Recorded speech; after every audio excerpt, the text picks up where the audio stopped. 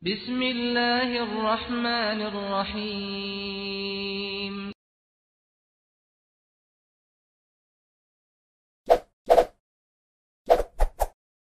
Subscribe, like, and share. Alhamdulillahilladzi hadana lihadza wa ma kunna linahtadiya laula an hadanallah. Asyhadu an la ilaha illallah wahdah la syarikalah wa asyhadu anna Muhammadan abduhu wa rasuluh la nabiyya wa la rasula ba'dah. Alhamdulillah, puji syukur kehadirat Allah Subhanahu wa taala pada malam hari ini kita bisa dipertemukan oleh Allah di Zoom meeting untuk melaksanakan ngaji kajian intensif virtual kajian intensif virtual bersama IKADI Sleman dengan materi ekonomi Islam untuk jenjang ulia. Salawat beserta salam tak lupa kita haturkan kepada junjungan kita baginda besar Rasulullah Shallallahu Alaihi Wasallam. Semoga dengan yang telah dengan perjuangan beliau, dakwah Islam bisa sampai kepada kita sampai saat ini.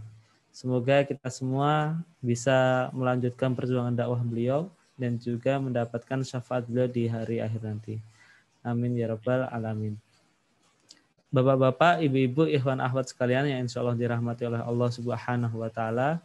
Pada malam hari ini kita akan melanjutkan ngaji intensif virtual kita untuk pertemuan ke-7 dari materi ekonomi Islam.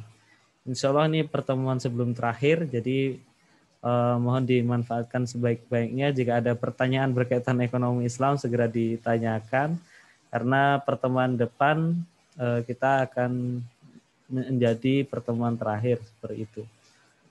Kemarin kita belajar berkaitan dengan lembaga perekonomian Islam yang sudah kita pelajari bersama Ustadz. Maka pada malam hari ini insya Allah akan dibersamai Ustadz untuk materi selanjutnya, materi ke-7, yaitu teknik perhitungan keuangan di lembaga keuangan syariah. Sebelum kita mulai, mari kita buka terlebih dahulu dan membaca basmalah bersama-sama. Bismillahirrahmanirrahim. Kepada Ustadz Prof. Muhammad kami persilahkan. Ya, makasih Mas Afan. Assalamualaikum warahmatullahi wabarakatuh. Waalaikumsalam warahmatullahi wabarakatuh. Alhamdulillah wa syukrulillah. La khala wa la quwata illa billah. La ilallah wa la syarikalah. Wa asyhadu anna Muhammadan abduhu rasuluh la nabiyya ba'dah. Allahumma shalli ala Muhammad wa ala alihi wa sahbihi wa mawala. Rabbi shrah li sadri wa yassir li amri wa hlul 'uqdatam min lisani yafqahu qawli wa ba'du. Alhamdulillah malam hari ini kita dipertemukan kembali di kajian intensif yang diselenggarakan oleh IKADI Kabupaten Sleman, yang pada malam hari ini kita membahas tentang ekonomi Islam dengan topik yang ke-7, lanjutan dari topik kita sepekan yang lalu. Pada malam hari ini kita akan membahas tentang bagaimana menghitung teknik menghitung entah bagi hasil, kemudian bagi hasil di perbankan, di asuransi, sampai perhitungan ujroh, salah satunya di pergadian ya. Sehingga kita nanti akan mengetahui di mana letak perbedaan, meskipun kadangkala kalau sudah bicara angka itu kadangkala ada kesamaan ya. Seperti hasil akhir biasa ada kesamaan. Kalau saya biasanya mencontohkan ekstrim itu orang berzina dengan menikah itu hanya sama ya. Ya gitu. Dan mudah-mudahan perjumpaan kita menambah ilmu kita dan syukur nanti bisa kita terapkan, dan yang lebih penting adalah mudah-mudahan diridhoi oleh Allah Subhanahu wa taala. Salawat serta salam selalu kita sampaikan untuk Rasulullah Shallallahu Alaihi Wasallam yang kita berupaya untuk menjalankan sunnah-sunnah beliau dalam konteks kehidupan, masuk juga kehidupan ekonomi. Nah, untuk membahas materi kita biar tersistematis dan ini banyak contoh-contoh hitungan, maka sampaikan materi sudah saya siapkan dalam slide pembelajaran pada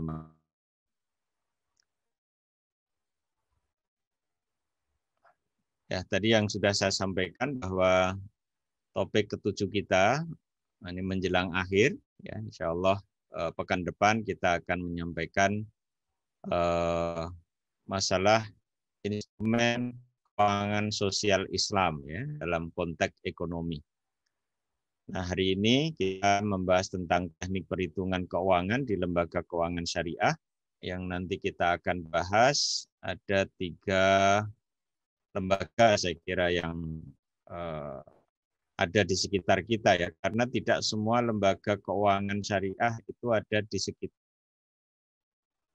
Nah, misalnya di pusat Jakarta semuanya ada ya, misalnya pasar modal itu ada. Meskipun kita di Jogja juga sudah bisa bertransaksi pembelian saham syariah itu sudah bisa. Karena ada perusahaan sekuritas yang ada di daerah itu ada. Dan memang didorong partisipasi terkait dengan pemanfaatan lembaga-lembaga keuangan syariah yang ada. Kemudian nanti kita akan bahas di perbankan, di asuransi, dan pergadian. Ya, oke. Kita yang pertama tentang perbankan. Ya, kita tengok dulu tentang konsep dan sistem perbankan syariah. Sebetulnya di perbankan konven maupun di syariah, alur karena sebagai lembaga intermediasi bisa jadi sama gitu, yaitu dia menerima dana dari masyarakat kemudian menyalurkan kembali kepada masyarakat yang membutuhkan. Cuma dalam mekanismenya itu berbeda. Misalnya pada pertemuan yang kemarin sudah kita singgung bahwa penyaluran dana masyarakat kepada bank atau ditempatkan di bank itu dihimpun dengan akad wadiah dan mudharabah pada produk giro, tabungan atau deposito ya. Kalau kemarin sudah kita singgung untuk akad untuk tabungan, kemudian mudharabah bisa untuk tabungan dan deposito. Kemudian nanti disalurkan kepada masyarakat pengguna dengan konsep bagi hasil, bisa pembiayaannya dengan akad mudharabah atau dengan akad musyawarah, ya. Kemudian sistem jual beli dengan akad murabahah atau dengan akad istisna. Bisa juga untuk pertanian nanti bai asalam, kemudian sistem ujroh atau upah ya, itu dengan akad ijarah atau ijarah multijasa atau bisa dengan multijasa ijarah gitu ya. Ijarah muntahiyah bitamlik multijasa. Nah, kemudian dari penyaluran nanti akan dapat hasil. Kalau yang bagi hasil dapat bagi hasil, jual beli dapat profit margin, kemudian kalau dapat ujroh ya, jadi ijarah dapat ujroh. Nanti masuk ke perbankan, kemudian diberikan kepada para penyimpan kalau bonus dan berubah. Nah, mekanismenya intermediasi dan pengelolaan dananya seperti ini ya. Jadi penghimpunan dana nanti ada wadiah yatomana, ada mudharabah mutlaqah, dan ada modal yang bisa diserahkan, kemudian di-pooling, dan dengan prinsip bagi hasil, dengan prinsip jual beli. Yang tadi saya sampaikan, nanti yang bagi hasil dapat bagi hasil, kemudian ijarah dapat pendapatan sewa, jual beli dapat margin. Nanti dikumpulkan dalam tabel ini, ya, ada pool hasil yang diperoleh dalam operasional, maaf, kemudian dihasilkan kepada mutlaqah pada pihak ketiga, dana pihak ketiga, kemudian sebagian untuk bank. Nah, ini ada garis lurus, terus ada yang tidak ada garisnya. Yang tidak ada garisnya itu adalah kebijakan ya. Misalnya wadiah itu dapat bonus, itu kebijakan. Nanti bank akan memberikan berapa semacam nisbah ya. Dari bank nanti diambilkan dari ini. Jadi laporan laba rugi ini nanti sebagian untuk kebijakan bank memberikan ke sini setiap bulan. Kemudian dapat dividen setiap tahun akan diberikan setelah ada RUPS ya. Jadi ada rapat umum pemegang saham dari total pendapatan yang diperoleh oleh bank. Selain pendapatan operasional, dia juga punya pendapatan non operasional. Bank bisa bertindak sebagai agen pada saat dia menjalankan aktivitas ibadah, ya, baik nanti dia sebagai maupun executing. Kemudian bisa juga memperoleh fee saat dia menjalankan kegiatan transfer wakalah, kemudian bank garansi, ya, kemudian ada SORF, gitu. Seperti ini ya. Oke. Nah, ini alur operasionalnya seperti ini. Nah, kemudian dalam sistem dan perhitungan bagi itu bisa kita cari dari sudut pandang nasabah sebagai investor. Nanti ada namanya mudharabah muqayyadah off balance sheet atau channeling. Ya.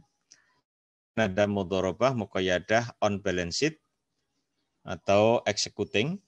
Kemudian ada mudharabah mutlaqah. Kemudian dari sudut pandang bank, nanti perhitungan bagi hasil bisa dihitung dari saldo akhir bulan, bisa juga dihitung dari saldo rata-rata harian. Ya. Nah, kemudian ini contoh skema pada saat menerapkan mudharabah muqayyadah off balance sheet, jadi posisi bank nanti di sini. Misalnya ada seorang nasabah atau investor yang 100 juta, dia ingin ketemu seorang pelaksana usaha yang dia butuhnya dana sebesar 100 juta. Maka bank mempertemukan, jadi bank hanya sekedar mak comblang gitu ya. Jadi mak comblang itu mempertemukan, sudah selesai. Dia ikut teknis, nah, itu off balance sheet. Itu artinya dia tidak masuk di neraca, dana masyarakat tidak masuk dalam neraca bank. Ya. Kemudian kalau skema mudharabah muqayyadah on balance sheet, maka bisa dengan pendekatan executing, nanti banknya terlibat di dalam pendanaan. Nanti bisa dilakukan berdasarkan sektor, dilakukan berdasarkan akad. Kalau sektor berarti bank mencari objek pembiayaan ke sektor pertanian, sektor manufaktur atau jasa. Nanti dia bisa melakukan akad penjualan cicilan, misalnya murabah, ya, atau istisna. Kemudian penyewaan cicilan, nanti bisa ijarah atau ijarah muntahiyah bitamlik atau multi jasa ijarah. Kemudian bisa kerjasama usaha, bisa musyarakah, bisa mudharabah. Ya.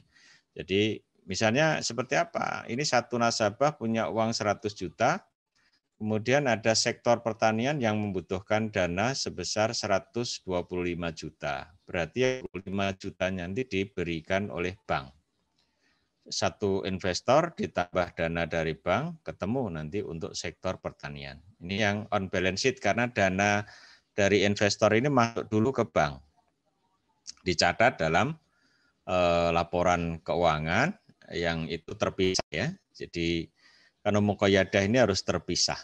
Tidak boleh disatukan dengan yang mutlaqah. Kalau yang mutlaqah itu kan tanpa syarat. Ya, jadi semuanya diserahkan oleh nasabah kepada bank. Nah, seperti itu. Seperti yang mutlaqah seperti ini. Satu nasabah 1, 2, 3 sampai ke N, sekian ribu nasabah, dananya masuk ke bank, kemudian nanti dialokasikan oleh bank ke jual beli untuk penjualan 1, 2, 3 sampai N, kemudian sewa juga demikian, juga kerjasama seperti itu. Ya, kalau mutlakoh, ya bisa jadi nanti dana dari nasabah 1, 2, 3 sampai N itu ditambah dengan modal bank. Nanti bisa kita lihat di financing deposit rasionya. Jadi kalau financing deposit rasionya itu dari 85%, itu artinya modal bank ikut serta di dalam pembiayaan yang dilakukan oleh bank syariah itu. Nah, bagaimana cara menghitung teknis? Perbedaan antara bunga dengan bagi hasil. Ini cara menghitung bunga. Ya, jadi kalau menghitung bunga, ini contoh yang selalu saya berikan contoh pada saat awal dulu ya. Saya hafal betul jumlahnya karena contohnya ini terus. Jadi selama saya jadi dosen 23 tahun itu contohnya ini terus. Enggak tambah-tambah ini. Ya, karena rumusnya sepertinya Pak Yohanes ya, punya deposito 10 juta, jangka waktu 1 bulan dengan tingkat bunga 9% per bunganya bisa, ini bunga harian ya, yaitu 10 juta dikalikan Mei itu jumlah harinya kan 31. Kemudian persentase bunganya 9% dibagi hari dan tahun ya, ketemunya 76.438. Nah, kemudian kalau yang seperti ini, karena mungkin sudah murtad, ya, jadi mu'alaf di Ahmad. Ya, kemudian dia mendepositokan uangnya 10 juta, jangka waktu misalnya 1 bulan, yaitu tanggal 1 Mei sampai dengan 1 Juni. Kemudian bagi hasil, nasabah dapat 57%, ya kita lihat sama ya, ada persentase. Tapi nanti bedanya di mana? Kita lihat di dalam formula. Dapat 43, totalnya ini kan 100 ya. Kemudian jika bank itu memperoleh hasil 20 juta dari total deposito yang dikumpulkan oleh bank sebanyak 950 juta, maka Pak Ahmad akan mendapatkan bagi hasil 120.000. Ini dari mana? Yaitu saldo Pak Ahmad dibagi total dana yang dihimpun oleh bank yang sejenis, yaitu 950 juta, dikalikan dengan 20 juta ini pendapatan bank, kemudian dikalikan dengan nisbah untuk 57% ya. Di 10 juta bagi 950 kalikan 20 juta dikalikan 57% dapatnya 120.000. Anda tidak usah menghitung ulang, percayalah sama saya, karena ini juga 23 tahun ya. Nah, gitu. Ya, sama-sama pakai persen. Bedanya kalau di dalam bunga tidak ada pendapatan bank yang dibagi, ya kan? Sementara kalau bagi hasil ada pendapatan bank. Berapa pendapatan bank pada bulan Mei? Yaitu 20 juta. Ya. Dilihat dari persentasenya bahwa bagi hasil itu lebih tinggi. Kalau nasabah senang, dia biasanya tidak ngomel-ngomel. Tapi nanti kalau dapatnya kecil dia ngomel-ngomel gitu ya. Nah, seperti itu ya. Oke. Nah, kemudian bagaimana kalau kita menghitung secara keseluruhan? Jadi dana nasabah secara keseluruhan. Nah, ini ada pola ya. Jadi gini, dalam perhitungan bagi hasil dana pihak ketiga, yaitu tabungan, deposito gitu ya, yang pakai akad mutlak, terjadi perubahan. Jadi awalnya dulu Bank Muamalat Indonesia itu kan belajarnya ke Bank Berhad Malaysia. Jadi Bank Syariah Berhad Malaysia itu dengan menggunakan teknik perhitungan bagi hasil yang masih ada bobot gitu. Dalam pencermatan teorinya, bobot itu seperti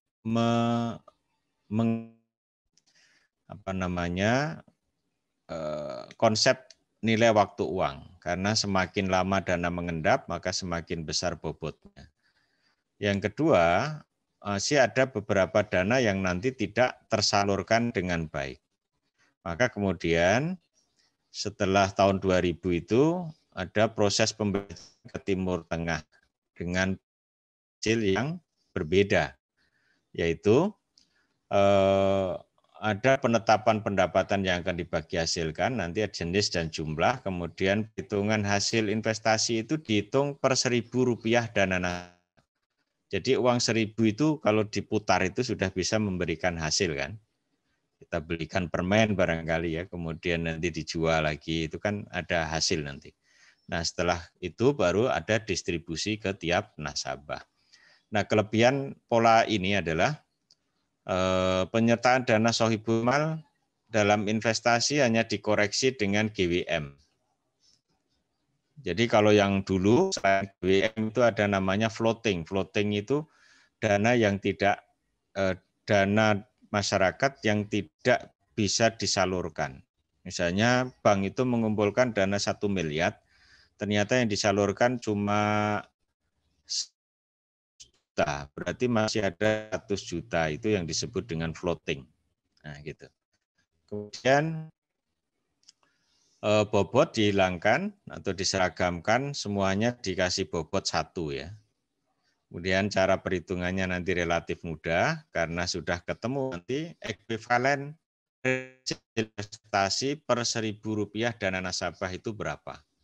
Misalnya nanti setiap Rp1.000 dapatnya misalnya Rp50 misalnya gitu ya. Dan ketemu itu nanti bisa langsung dihitung berdasarkan saldo dikalikan dengan nisbah nanti akan ketemu ya.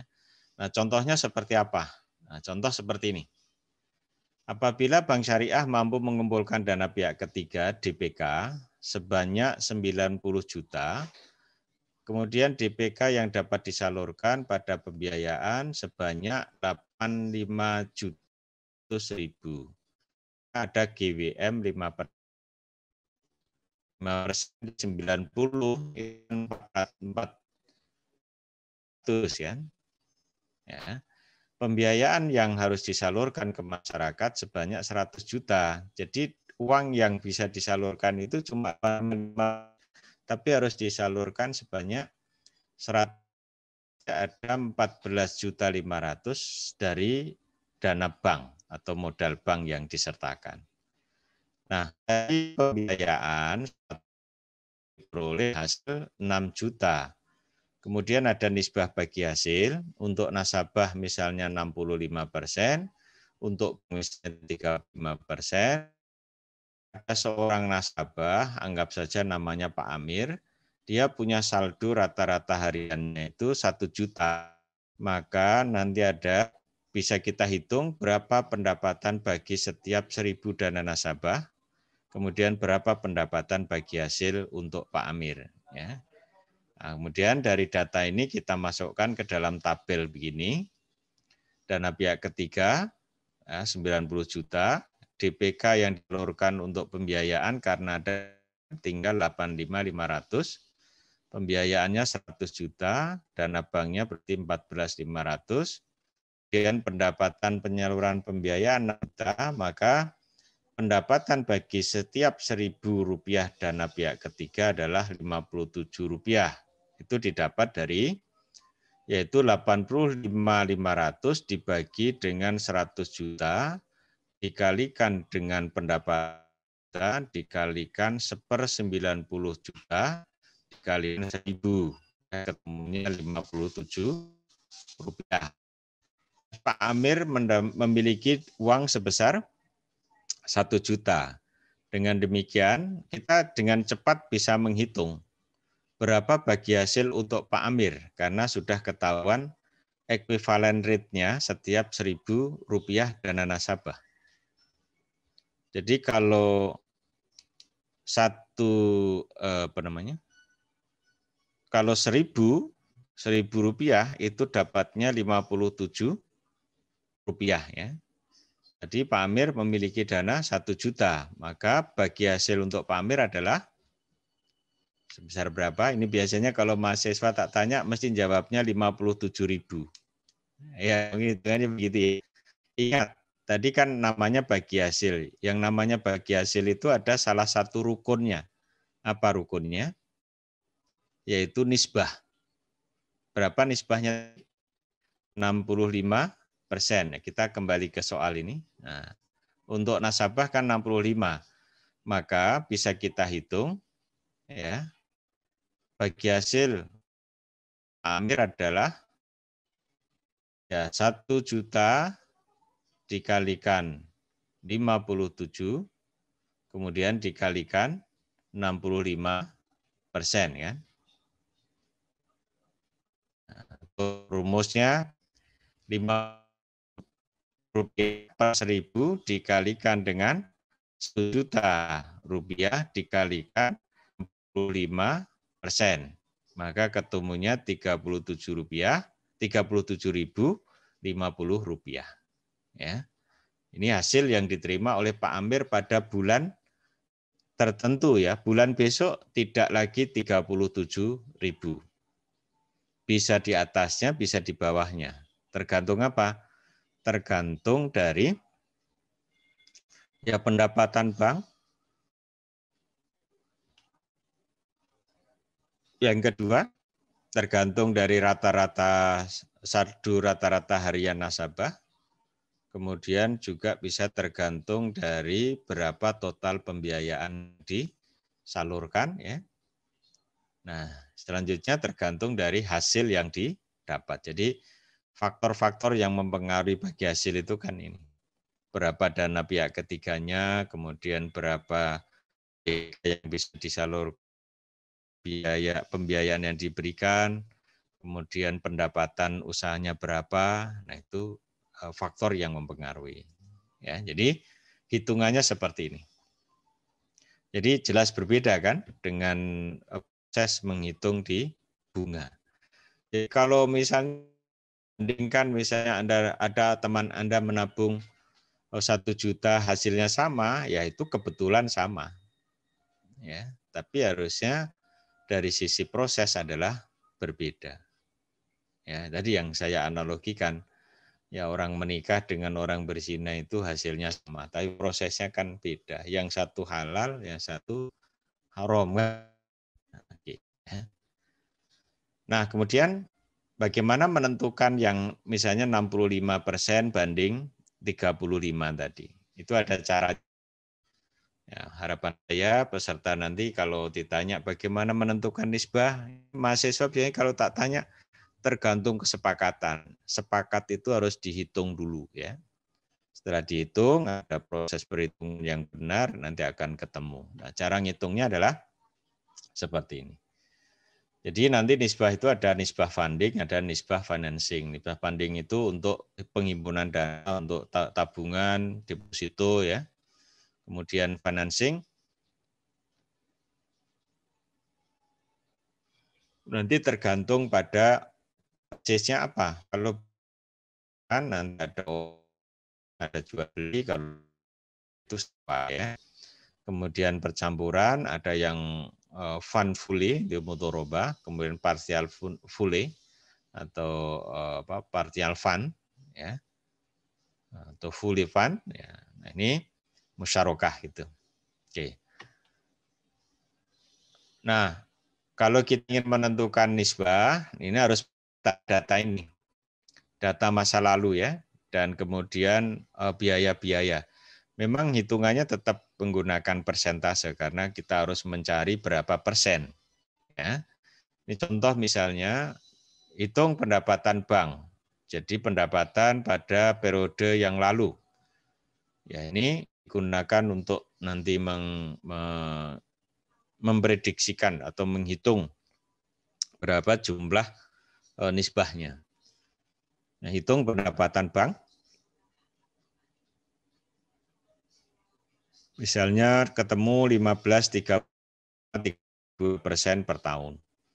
Kemudian hitung biaya-biaya, misalnya ada overhead cost. Ada overhead cost, biaya tetap yang dikeluarkan oleh bank, misalnya 4%.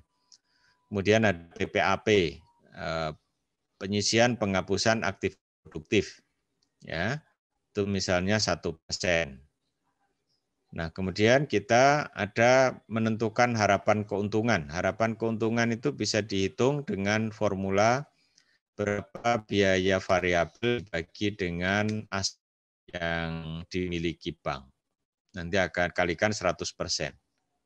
Itu bisa ketemu misalnya bank 3%.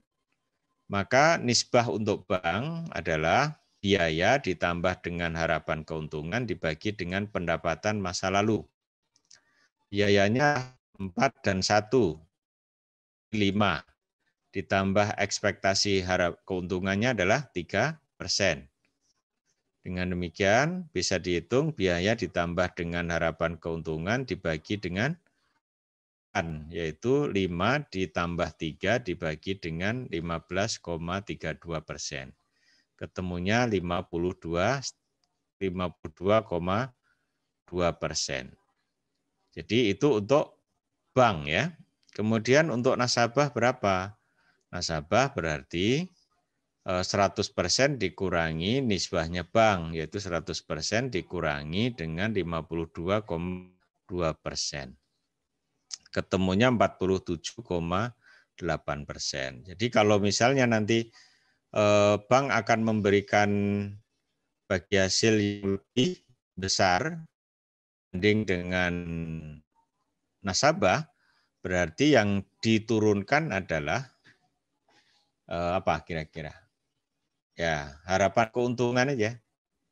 Karena kalau overhead cost itu adalah sesuatu yang harus bayar ya, misalnya gaji pegawai itu kan tidak bisa dikurang itu. Nanti gaji diturunkan di demo itu ya gitu. Jadi masalah biaya-biaya overhead itu tidak bisa dikurang. Bisa dikurang kalau bisa melakukan efisiensi pada di luar gaji pegawai utamanya ya. Ya meskipun bisa juga gaji pegawai diturunkan kalau situasi ekonomi seperti pandemi itu kan ada perusahaan yang memotong gaji pegawai utamanya gaji yang karena kalau gaji staf bawahan untuk makan aja bisa jadi kurang, kalau sudah dipotong lagi gitu ya.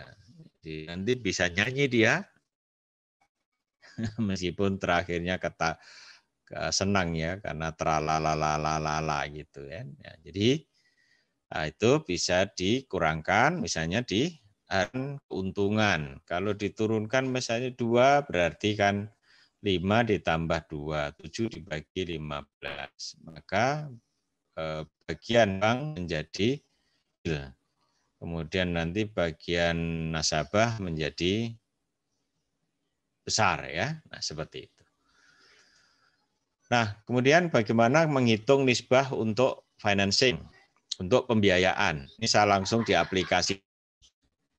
Misalnya ada pembiayaan mudharabah sebesar 125 juta. Uang 125 juta ini nanti digunakan untuk usaha dagang kacang kedelai. Harga kacang kedelai misalnya per kilonya adalah Rp2.150. Kemudian kacang kedelai itu nanti akan dijual kepada pembeli. Si penjualnya mengharapkan hasil sebesar 16% per tahun misalnya. Kemudian volume penjualannya adalah per bulan 65.000 kg, maka nilai penjualannya bisa dihitung 65.000 kg dikalikan per kilo, yaitu Rp2.150.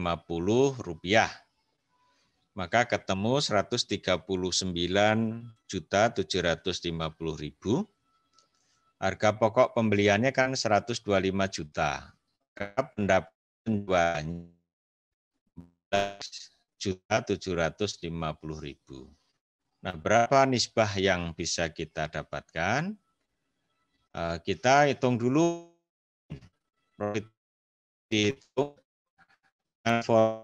pendapatan dibagi total penjualan, yaitu 14.750.000 dibagi 139.750.000 kalikan 100%, dapatnya 10,55%. Kemudian kita menghitung perputaran barang ya. perputaran barang itu ada formulasinya, bisa dihitung berdasarkan cash to cash period, yaitu perputaran uang kas menjadi kas kembali. Misalnya gini, saya punya uang 10.000, saya belanjakan untuk membeli barang ini misalnya, ballpoint ini. Nah, ballpoint ini tak jual itu butuh waktu berapa lama? Misalnya 2 bulan habis. Berarti uang saya kembali lagi itu 10.000 ditambah keuntungan pada 2 bulan kemudian kan gitu kan. Pas tahun, kalau misalnya kita lakukan tadi setiap bulan uang kembali, berarti selama setahun uang 10.000 saya berputar sebanyak 6 kali kan gitu kan. Nah, 1 kali putaran itu hasilnya berapa? Nah, dalam kasus ini misalnya ada lama piutang, yaitu D receivable. Kemudian ada lama persediaan, kemudian ada lama dagang atau D payable. Rumus cash period adalah 360 dibagi persediaan ditambah lama piutang dikurangi lama hutang dagang ya.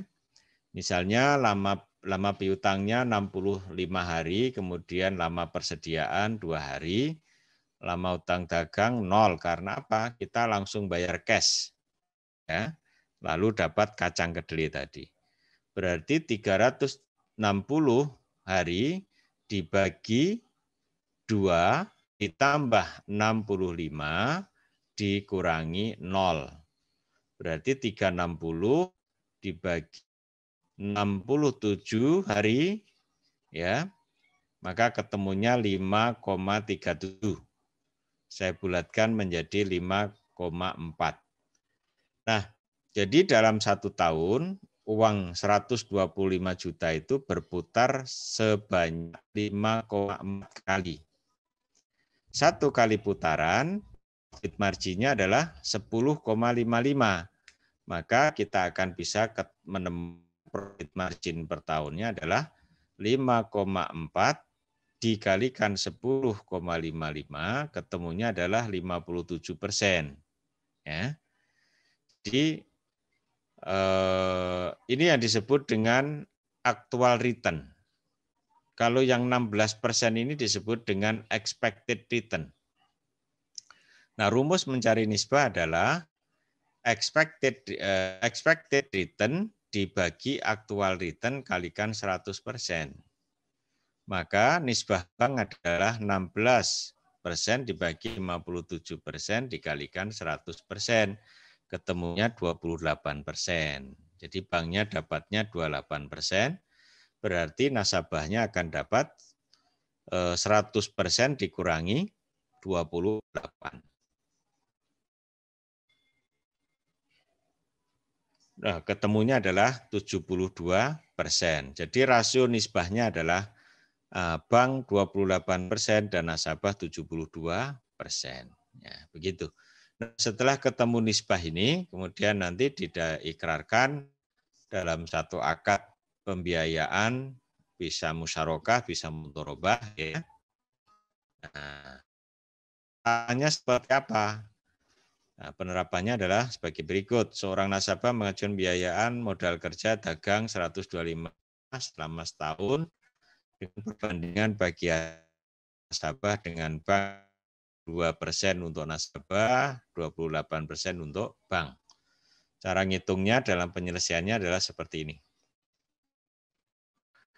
Ada tabel ya, 1 bulan, kemudian ada pendapatan proyeksi, kemudian ada pendapatan nasabah, kemudian ada nisbah untuk bank, nisbah untuk nasabah, cicilan pokok, total langsung. Nah, di sini cicilan pokok akan dibayar pada akhir tahun, meskipun juga bisa dicicil ya, bisa berikan contoh. Ini ada proyeksi, ini syarat ini oleh OJK harus disampaikan berapa hasil proyeksi, nanti dibandingkan dengan hasil aktual. Ini pendapatan nasabah ini didapat dari laporan keuangan nasabah. Jadi bagaimana kalau nanti ada nasabah yang tidak bisa membuat laporan keuangan? Sebetulnya bisa ditemukan bukti hukum ya. Bukti hukum secara positif itu boleh. Yaitu kalau ada nasabah yang tidak bisa membuat laporan keuangan yang jelimet itu, maka bisa dibuatkan bentuk laporannya itu berupa berita acara. Yang isinya misalnya yang bertanda tangan di bawah ini, nama, alamat, usahanya apa gitu kan. Kemudian hasil pada bulan ini berapa, maka dibagi hasilkan kepada bank adalah sebesar berapa nisbah bank dari hasil ini. Di pendapatan nasabah ini kan berfluktuasi nih kan. Ada 6 juta, 5 juta, 7 juta, 4 juta, 2,5 juta, 3 juta, 3,5 juta, 6,5, begitu seterusnya. Kalau yang proyeksi boleh sama. Ya, hasil proyeksi boleh sama. Cuma di sini tidak boleh sama dengan sini. Kalaupun di sini ada yang sama, ya bisa jadi gitu ya. Nah, nanti yang dibagi hasilkan adalah yang pendapatan nasabah, bukan pendapatan proyeksi. Nah, meskipun Ikhwan, Ahwat yang ada di forum ini, kalau ada yang mungkin pernah bersinggungan dengan lembaga keuangan syariah, misalnya di BMT ya, atau di bank syariah itu sendiri, kalau ada bagi hasil kok kita itu disuruh membayar tetap setiap bulan bagi hasilnya, ya itu adalah hal yang salah. Kenapa salah? Karena hasil usaha itu bisa dipastikan setiap bulan tidak sama. Maka yang dilaporkan harusnya yang di sini pendapatan ini. Kalau nanti yang diberikan bagi hasil itu sama, itu istilah saya apa? Itu bagi hasil rasa bunga ya. Karena dia mendapatkan hasil yang tetap. Jadi untuk bank 1.680.000. Dari mana? 28% dikalikan 6 juta. Nasabahnya dapat 4.320.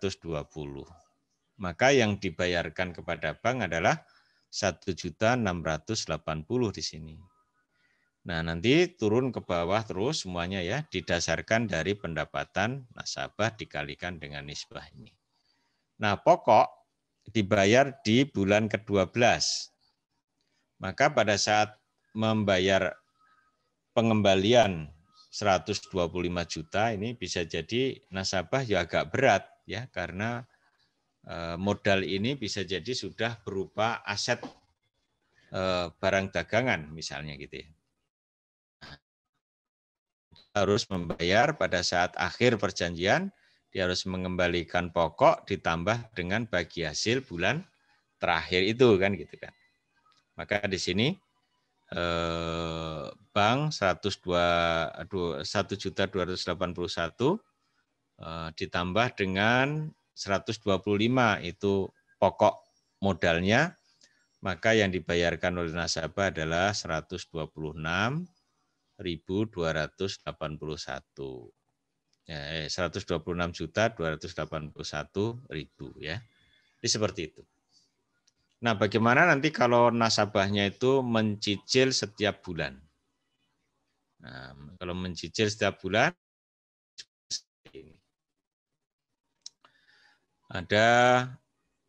harusnya di sini ada proyeksi juga ya, ada tabel proyeksi. Maaf, ini kurang satu.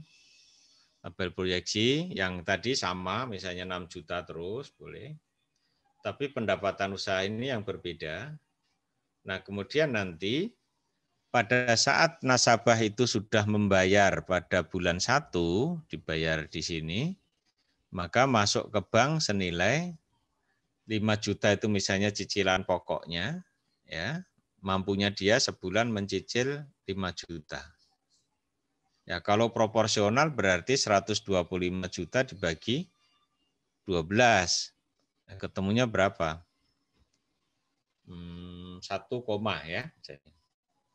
Seperti itu. Di 1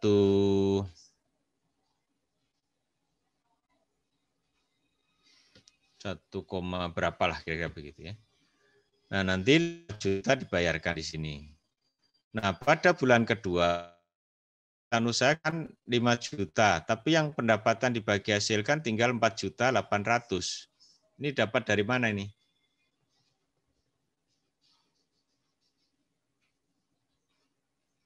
Yaitu 5 juta dikurangi 5 juta dibagi 25 dikalikan 5 juta. Nanti ketemunya adalah 200.000. Jadi 5 juta dikurangi berapa?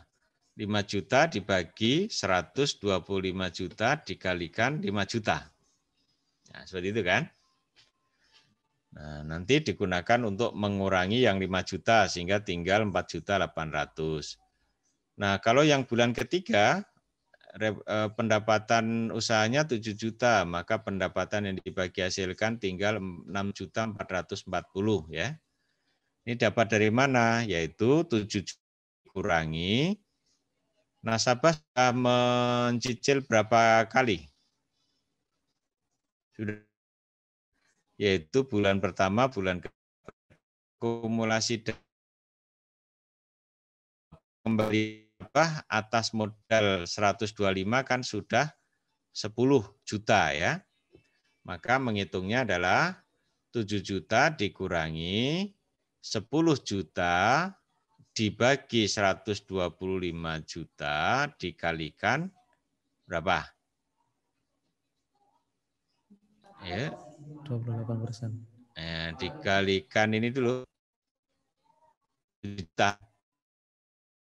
Ya, itu kurangi dalam kurung cicilan kalkulasinya 10 juta bagi 125 juta dikalikan 7 juta, makanya 500.060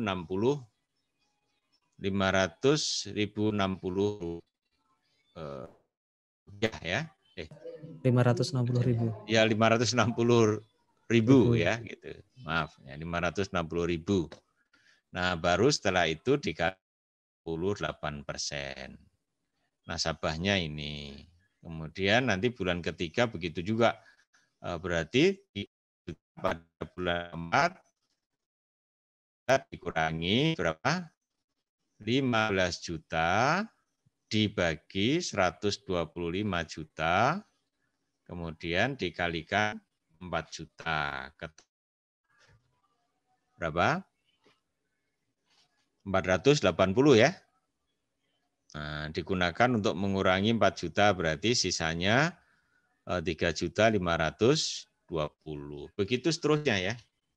Nah, pada bulan ke-12, kenapa di sini kok 70? Ya, karena apa?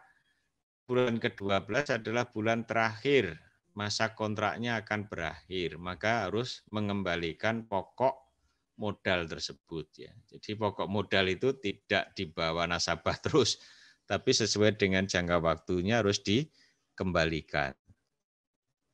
Ya, sebesar apa? Kok 70 juta? Yaitu 5 juta dikalikan 11 ketemu berapa? 55 juta kan? 55 juta digunakan untuk mengurangi 125 juta. Ketemunya adalah 70 berapa?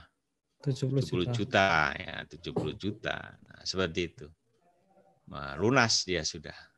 Nah, ini cara menghitung bagi hasil ya. Nah, kemudian itu ada teori pricing. Nah, kalau penentuan sebetulnya sudah ada di dalam fatwanya itu ya. Nah, cuma yang tadi di kalangan lembaga keuangan syariah dalam menentukan harga jualnya itu seperti ini. Yaitu harga jual bank sama dengan harga beli ditambah dengan harga beli dikalikan persen dikalikan waktu. Ini menurut saya ini harganya karena tidak jelas persentase itu isinya apa. Ya. Persentase itu isinya apa. Di situ kan persentase itu ada risiko, ada return, ada biaya. Padahal kalau kita kembalikan kepada itu kan al-ghunmu bil ghunmi al-kharaj bil itu dua hal yang dalam pemikiran saya, return dan pendapatan bisa dijadikan satu. Kemudian risiko dan biaya itu bisa jadi satu ya. Karena cara perhitungannya sama. Kalau kita membagi return dan pendapatan itu dasarnya kan nisbah. Tapi kalau kita membagi biaya atau risiko itu dasarnya adalah penyertaan begitu. Ya, maka kalau dalam praktik lembaga keuangan syariah utamanya perbankan, rumus yang selama ini dipakai di syariah pun juga dipakai seperti ini. Ini saya nilai harganya yang goror karena dia berjalan seiring dengan waktu. Meskipun ini lebih rendah dibanding dengan kalau menggunakan formula time value of money. Jadi future value sama dengan present value 1 plus I pangkat N. Kalau ini kan pengalian ya. Kalau pangkat itu kan 10% itu ke pangkat 5 jadi berapa? 100 ya. Yaitu 10 kali 10 kan 100. 100 kali 10 berapa?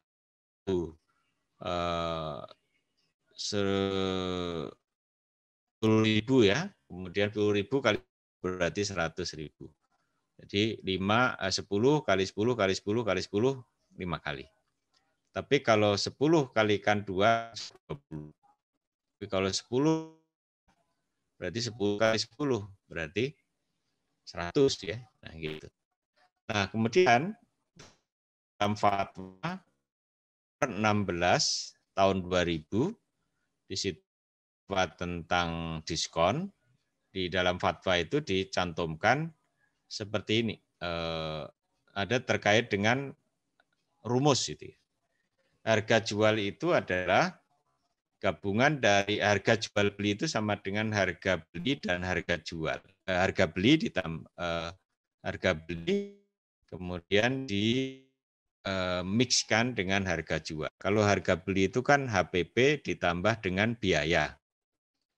Kalau harga jual itu sama dengan beli ditambah dengan keuntungan kan gitu kan.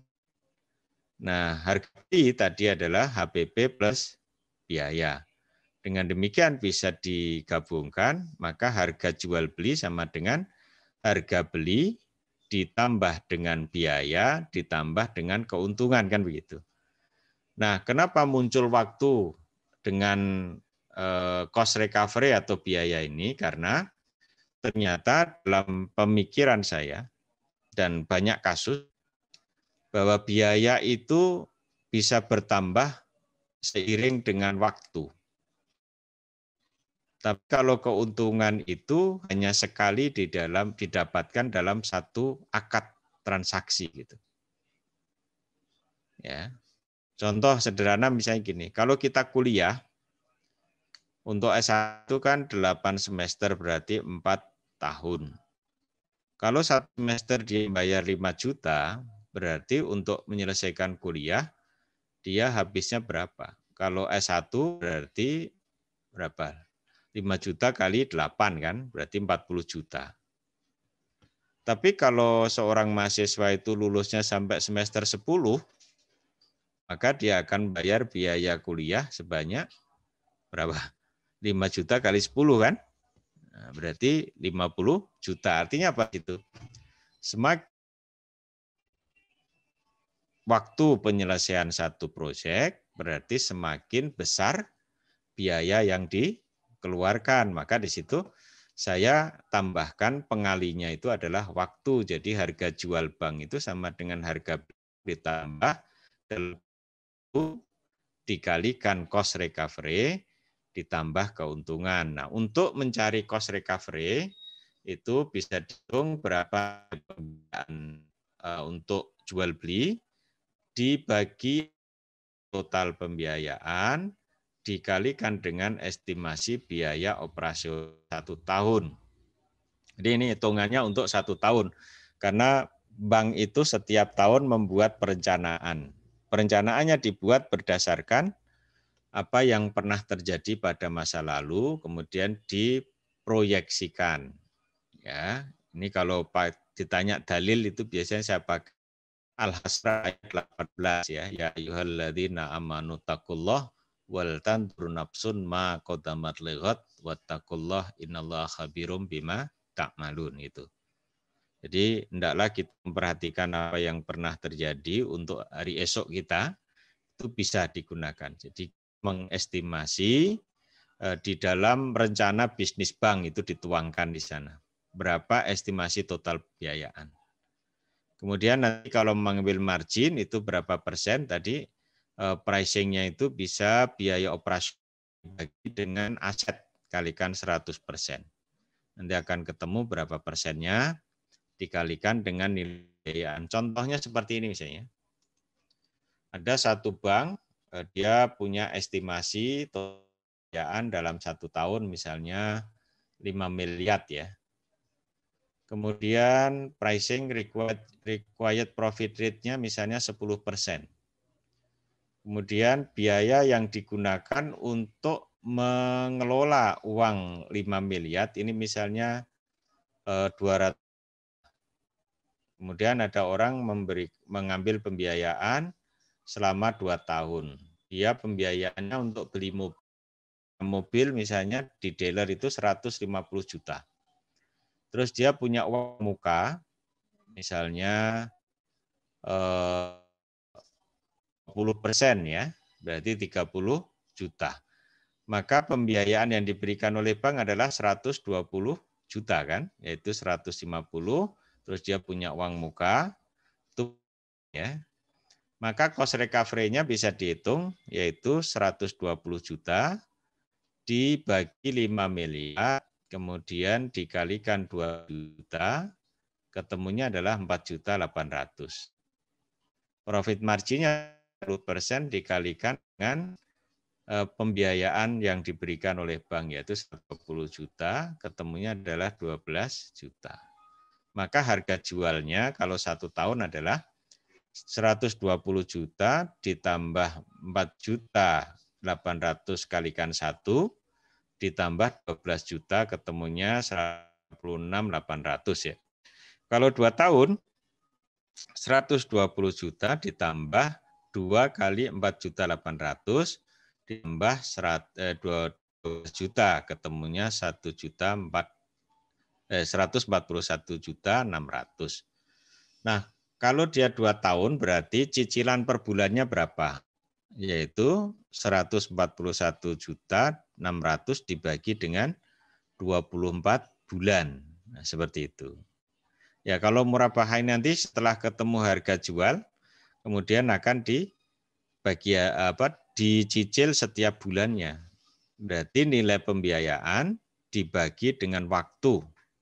Nah, ini yang kadangkala orang melihat bahwa tidak ada beda antara syariah dengan konven, karena yang dicicil sama. Untuk jual beli itu tidak apa-apa.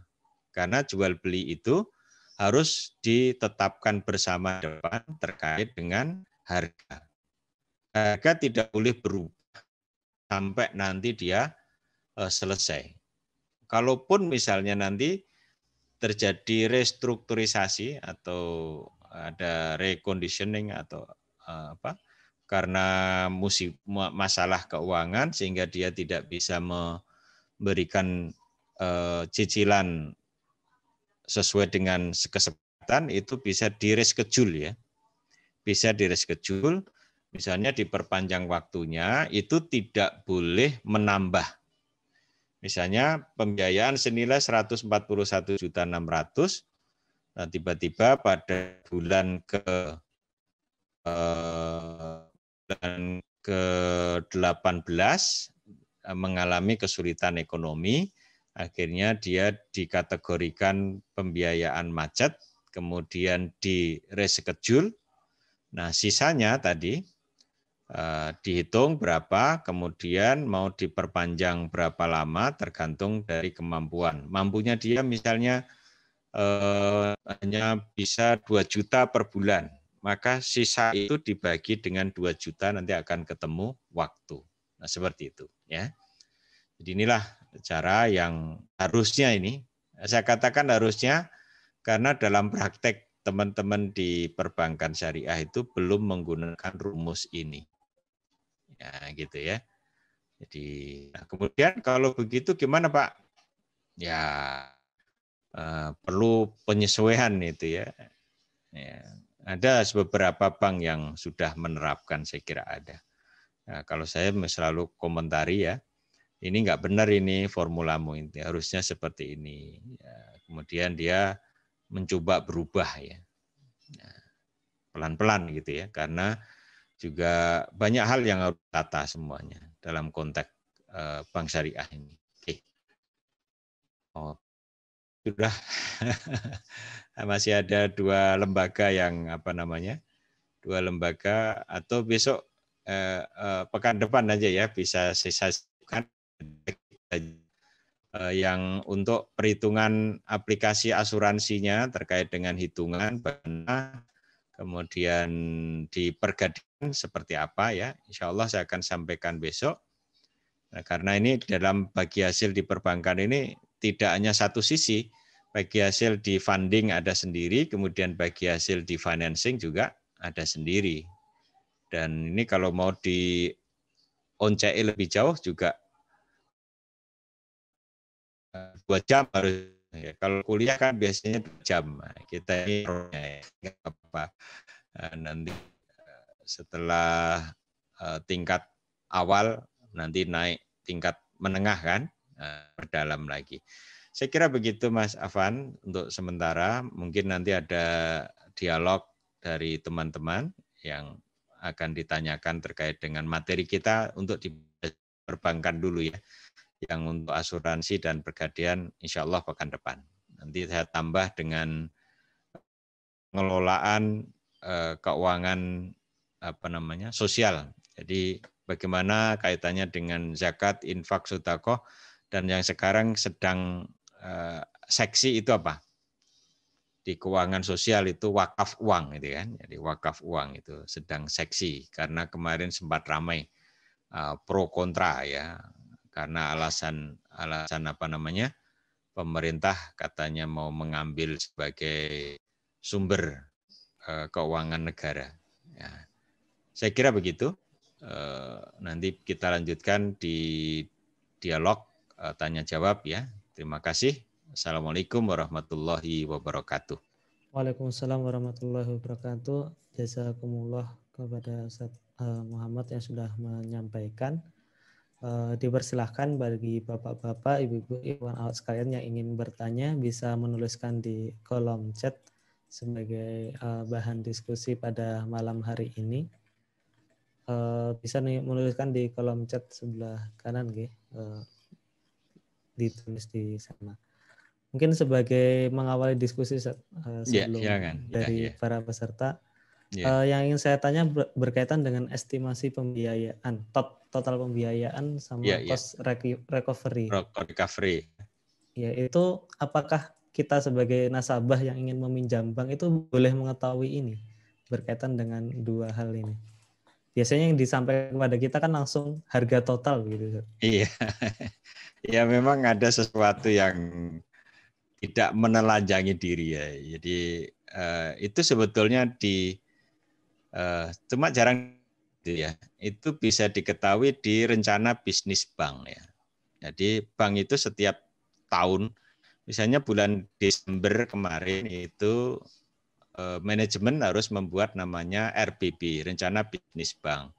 Isinya apa di situ? Yaitu target-target pencapaian, misalnya asetnya mau naik berapa persen, kemudian total dana yang dikumpulkan naik berapa persen, total pembiayaan yang estimasi pembiayaan tadi, nah itu mau naik berapa persen gitu ya. Nah situasi COVID ini juga tetap misalnya sekitar 5% lah gitu. Dari hitungan Badan Pusat Statistik dimungkinkan akan tumbuh kira-kira sebesar itu. Nah, cuma itu biasanya yang tahu hanya bank. Nah, yang kedua ya biasanya komisaris karena ikut tanda tangan. Gitu ya. Tapi kalau nasabah, ya nasabah itu biasanya terima beres saja. Saya tiap bulan ngangsure pintar gitu. Harusnya kalau misalnya mau transparan itu boleh aja sebetulnya di pihak secara itu kan global aja Mas. Itu bisa aja.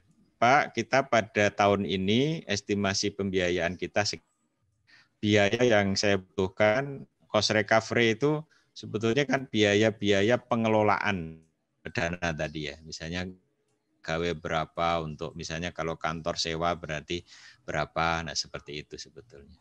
Ya kira-kira begitu. Cuma ini jarang disampaikan calon nasabah ya.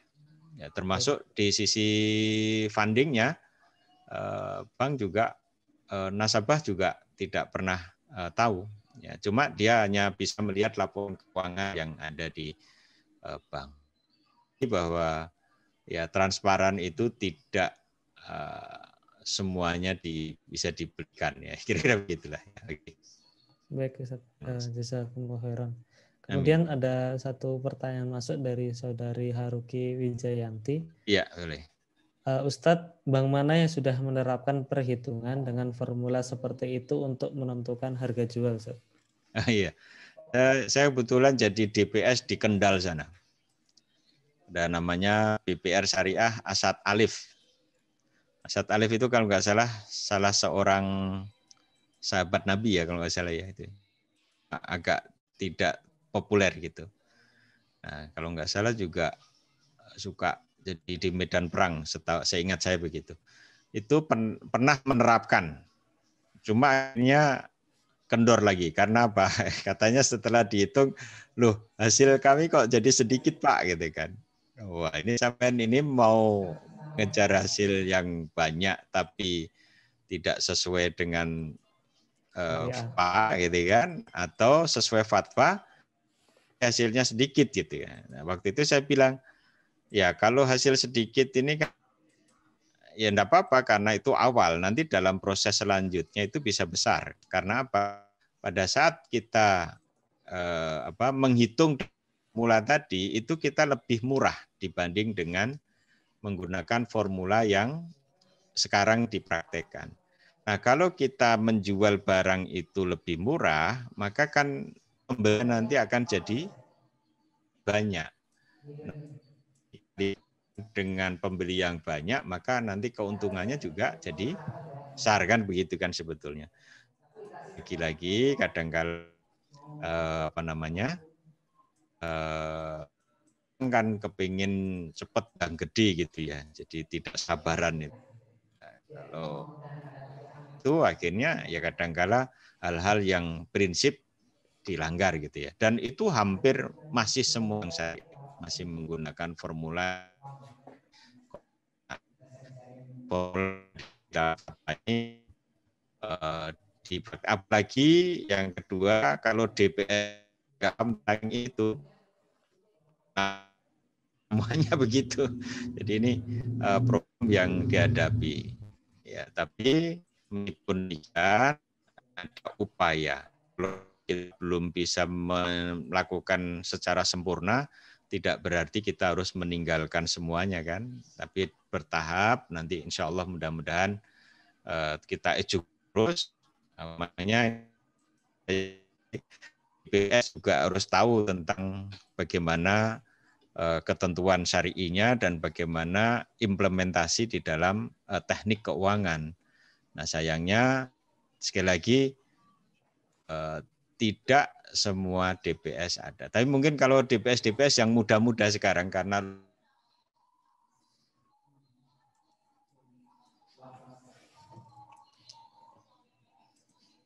Cek. Afan Ustaz terputus.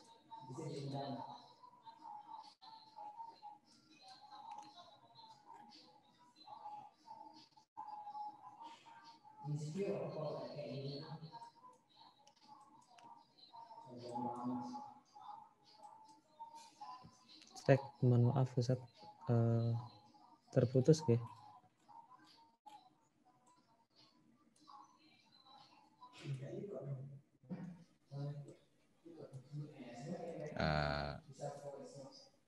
Ilmunya cukup sehingga nanti bisa menyelesaikan permasalahan yang dihadapi oleh lembaga keuangan dan memberikan solusi yang terbaik. Kira-kira begitu ya.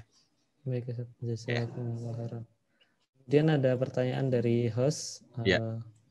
Peminjaman uang untuk pembiayaan di beberapa bank di konvensional ada bunga. Sedangkan di bank syariah ada margin. Apakah bunga dengan margin sama, Ustaz? Ya. Dari namanya aja berbeda. Jadi bedanya itu apa? Kalau bunga itu kan atas pokok yang biasanya tidak diikuti oleh underlying asetnya. Tapi kalau di syariah ini yang dinilai itu kan objek. Ya, penilaian atas objek itu dengan menggunakan uang. Ya. Nah, kenapa misalnya Allah mengatakan Allah menghalalkan jual beli dan mengharamkan riba? Nah, karena dalam jual beli itu ada transaksi penyeimbang. Apa yang dimaksud dengan transaksi penyeimbang? Saya memberikan uang, kemudian saya dapat barang, kan begitu kan. Itu yang kemudian beda, meskipun kalau hitungan bisa jadi sama. Yang tadi saya sampaikan ya. Hitungan bisa jadi sama, tetapi prosesnya sebetulnya berbeda. Demikian saya kira. Jazakumullah khairan, Ustaz. Satu lagi dari Ya. saudara Rizali SW. Assalamualaikum. Waalaikumsalam. Setelah mengikuti 7 kali kajian, alhamdulillah mendapat tambahan pengetahuan, tapi Alhamdulillah. belum sampai tingkat pemahaman. Untuk memperdalam pemahaman tentu perlu membaca buku referensi. Untuk itu mohon info dari Ustadz, buku apa yang utama saja yang perlu dibaca. Syukron. Ya. Apa namanya? Detail ya. Sampai teknis. Itu tulisan saya. Ini saya bukan promosi ya, tapi saya bandingkan dengan buku-buku yang lain. Buku-buku ekonomi syariah yang menurut saya jangan sampai detail teknis adalah, ini saya tidak membanggakan karya saya sendiri karena saya bandingkan. Kenapa saya bikin seperti itu? Karena yang lainnya belum bikin seperti itu. Nah, itu ada misalnya siapa yang Mas Rizali. Mas Rizali, bisa cari buku namanya Manajemen Keuangan Syariah. Itu bukunya agak tebal, ada sekitar 800 halaman. Ya, duitnya juga agak tebal itu ya. Atau yang agak tipis itu bisa Bank Syariah. Itu agak tipis. Ya, duitnya insya Allah tipis juga gitu. Tapi di situ sudah membahas detail tentang dari sisi konsep, dari sisi fikih, dari sisi teknis keuangannya, di situ sudah saya sampaikan ya. Jadi kalau saya sarankan ada buku Manajemen Bank Syariah ya, tulisan saya juga. Kemudian kalau agak lebih detail dan lengkap itu ada di buku Manajemen Keuangan Syariah. Penerbitnya sama, itu penerbitnya STIM jika promosi ya. Nah, saya kira begitu. Silakan dicari ya. Baik, jazakumullah khairan kepada Ustadz dan juga pada para peserta. Sudah, Ustaz? Oh, selesai, alhamdulillah. Alhamdulillah. Mungkin itu Ustaz pertanyaan untuk hari ini kita karena sudah waktu habis juga, kita akhiri hari ini, kita lanjutkan di pertemuan terakhir pekan depan. Jazakumullah khairan Ustaz atas pemberian pada malam hari ini, dan juga terima kasih kepada para peserta yang sudah hadir pada malam hari ini. Kita lanjutkan lagi untuk pertemuan terakhir di pekan depan di kajian virtual IKADI. Maka dari itu pada para peserta agar terus istiqomah hadir di kajian virtual IKADI. Mari kita akhiri bersama-sama dan baca hamdalah. Alhamdulillahirabbil alamin. Dengan doa kafaratul majlis, subhanakallahumma wa bihamdika nasyhadu an la ilaha illa anta nastaghfiruka wa natubu ilaik. Mohon maaf jika ada kesalahan maupun kekurangan. Kami akhiri. Wabillahi taufiq wal hidayah. Wassalamualaikum warahmatullahi wabarakatuh.